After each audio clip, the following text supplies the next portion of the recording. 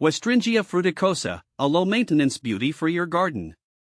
I'm Ferb Vu, and for years I've been obsessed with finding low-maintenance plants that add a touch of Aussie charm to my garden. That's where Westringia fruticosa, also known as coastal rosemary, stole my heart. This native Australian shrub is a dream come true, beautiful, versatile, and tough as nails. Westringia fruticosa isn't just another pretty face. It boasts fragrant, needle-like leaves and bursts of white or lilac flowers throughout spring and summer, attracting butterflies and bees. Plus, it thrives in coastal conditions, tolerating wind, salt spray, and even drought. Now, let's get down to the good stuff: how to cultivate this wonder in your own garden. See more 32 species in genus Westringia at monsteraholic.com. How to plant Westringia fruticosa? Westringia fruticosa isn't picky about soil, but well-draining is key. Amend heavy clay soils with sand or compost to ensure proper drainage. Choose a sunny spot. At least 6 to 8 hours of direct sunlight is ideal, though it can tolerate some afternoon shade. Dig a hole twice the width of the pot your Westringia fruticosa came in. Gently loosen the root ball and place it in the hole, ensuring the top of the root ball sits level with the surrounding soil. Backfill the hole, tamping down gently to remove air pockets. Water thoroughly to settle the soil. How to care for Westringia fruticosa? Here's the beauty of Westringia fruticosa: once established, it's incredibly low maintenance. Watering: deep water your Westringia fruticosa weekly during its first growing season, especially during hot, dry spells. Once established, it becomes quite drought tolerant. Water deeply when the top inch of soil feels dry to the touch.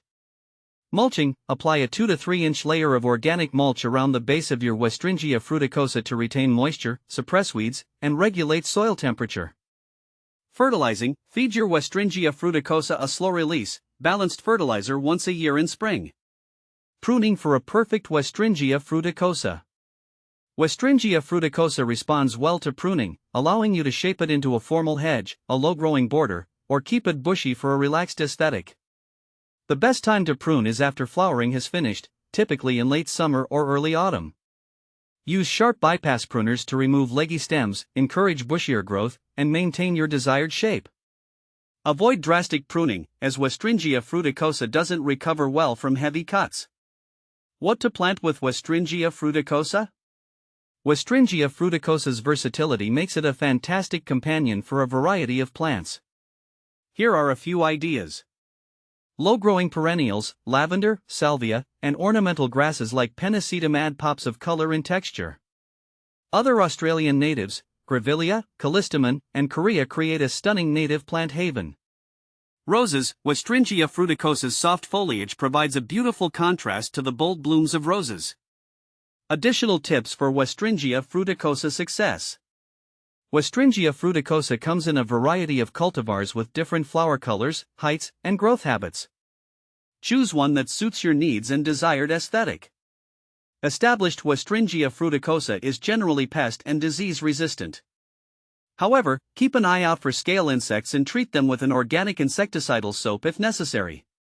With a little TLC in the beginning, your Westringia fruticosa will reward you with years of low-maintenance beauty. So, why not add a touch of Aussie charm to your garden today?